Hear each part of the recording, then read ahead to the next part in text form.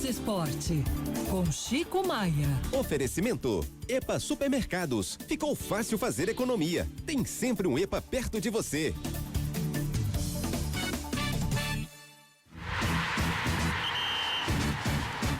Chico Maia já tá por aí. Chico Maia, que fim de ano pro Atlético Mineiro, Chico Maia.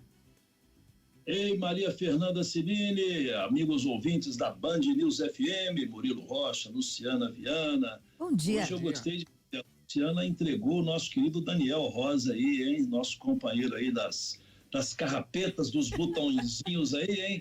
Eita! Daniel, gostei de ver, rapaz.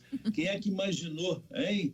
Quem é que imaginaria de sã consciência que o Atlético chegaria à última rodada do Campeonato Brasileiro correndo o risco de rebaixamento, torcedor fazendo conta, agarrando num terço para conseguir pelo menos empatar em casa, domingo, 16h, contra o Atlético Paranaense, concorrente direto contra o rebaixamento. O Atlético do Paraná precisa vencer o Galo e contar com alguma outra coisa nessa última rodada para escapar do rebaixamento. O Atlético precisa pelo menos empatar. Um ponto garante o Atlético na Série A do ano que vem. E imaginar que sábado passado, quase uma semana antes, o Atlético estava aí naquela expectativa de ser campeão da América e perdeu o título para o Botafogo lá em Buenos Aires. Hoje, o atleticano aí assustado, com medo do rebaixamento. Resumindo, Maria Fernanda, falta de um planejamento, falta de conhecimento, falta de tudo da cúpula do Atlético, dos donos do Atlético, do comando do futebol do Atlético, que, por exemplo, eles deixaram Paulinho ser operado antes da última rodada do Brasileiro,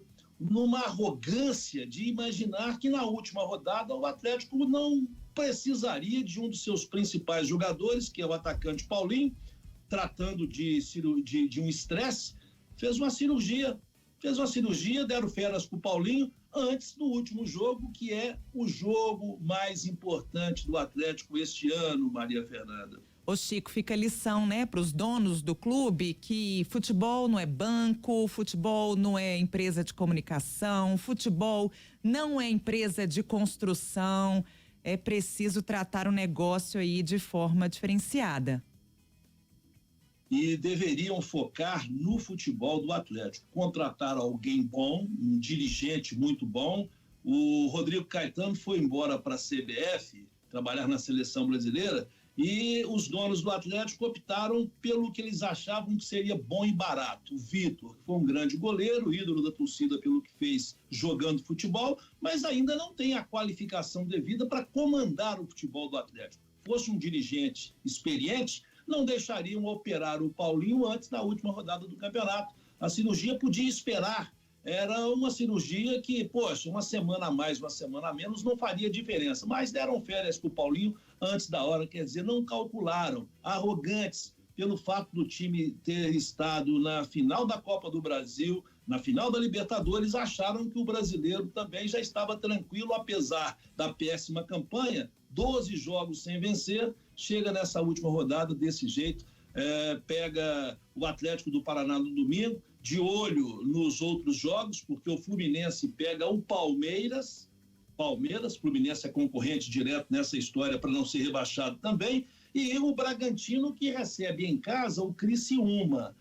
Quer dizer, o Atlético tem 44 pontos, é o 14º colocado, o Fluminense é o 15º colocado com 43, e o Atlético do Paraná, o 16º colocado com 42, e o Bragantino é o primeiro da zona do rebaixamento, 17º colocado, 41 pontos. Se ele vencer, vai para 44, se iguala ao Atlético, ganha no saldo de gols do Atlético. Por isso que o Galo tem de fazer pelo menos um ponto, tem de empatar em casa com o Atlético do Paraná. Em princípio, o camarada pensa assim, mas em casa contra o Atlético do Paraná?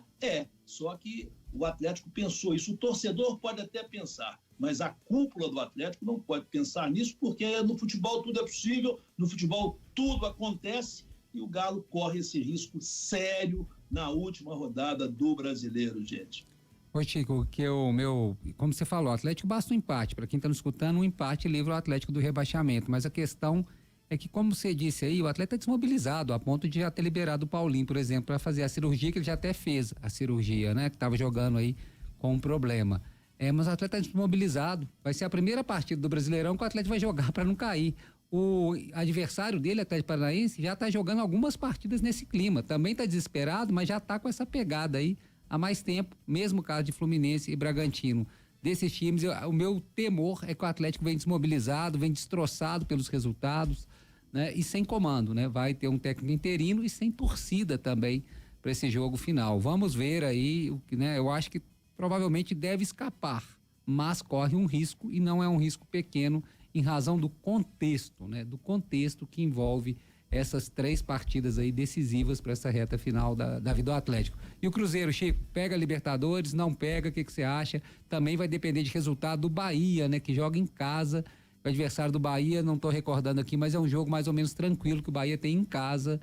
Acho que é o Cuiabá que o Bahia enfrenta em casa. O Atlético Goianiense. Atlético Goianiense, o pior time do campeonato, né? O Bahia joga em casa e se ganhar o Cruzeiro já não tem chance, né?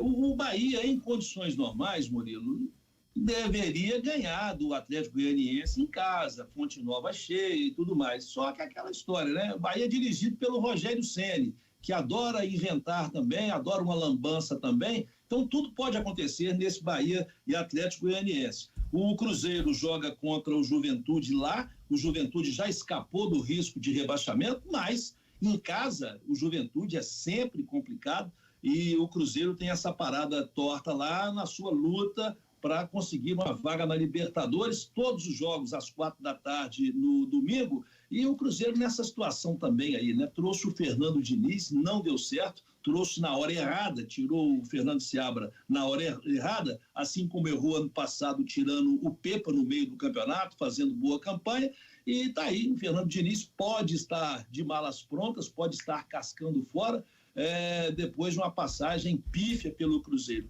Péssimo para o Fernando Diniz, que o currículo dele vai se enchendo de situações negativas, foi mal na seleção brasileira, e péssimo aí no Cruzeiro, e ruim para o Cruzeiro também, porque, poxa, interrompeu um trabalho que estava sendo bem feito e agora vai começar tudo de novo, pensando em técnico para a temporada 2025, que começa daqui a um mês, né, Murilo? Exatamente, Chico. Que situação, hein? Ô Chico, tô vendo aqui o Edu Dracena também, que foi, posso falar, ídolo do Cruzeiro, tá deixando o time, diz que tá de saída, agradeceu a oportunidade. O Cruzeiro perde com essa saída? Edu Dracena era uma peça-chave ali na diretoria do Cruzeiro ou não? Não, Maria Fernanda, no futebol tem muito isso, sabe? Ações entre amigos, como diria o nosso querido José Luiz Montijo, grande jornalista, foi nosso companheiro no saudoso Minas Esporte da TV Bandeirantes. O Montijo, quando se deparava com a situação dessa, dizia, isso é ação entre amigos. Tem um dirigente que é amigo do ex-jogador, com quem ele jogou, com quem trabalhou, põe lá o cara, pois é, vamos trazer fulano, é gente boa, mas Edu Dracena foi um grande zagueiro, mas como dirigente não faz a menor falta ao Cruzeiro. Nem deveria ter vindo, para ser sincero. É igual o América, né? O América, de repente, trouxe aquele ex-volante do Atlético do Paraná, seleção brasileira, um volante até muito bom jogador, foi jogar lá na Inglaterra e tal. Aí o América trouxe para cá, ninguém entendeu o porquê, qual a ligação dele com a América, fazer o quê no América, e o América não conseguiu subir para a Série A do Campeonato Brasileiro. Ações entre amigos que acontecem no futebol, sem que nem porquê. Um abraço, Edu Dracena, que seja feliz onde for, mas assim, quem faz falta é um técnico competente, é um executivo de futebol, um diretor de futebol, e o Cruzeiro tem um grande diretor de futebol que é o Alexandre Matos. O resto, como diria o Tostão, o resto é perfumaria, viu, Maria Fernanda? Isso, Chico, obrigada, beijo pra vocês, gente, e até segunda-feira. Até segunda, Até gente. segunda e não na segunda, eu espero. Vamos lá, grande abraço. Até! Boa, até segunda.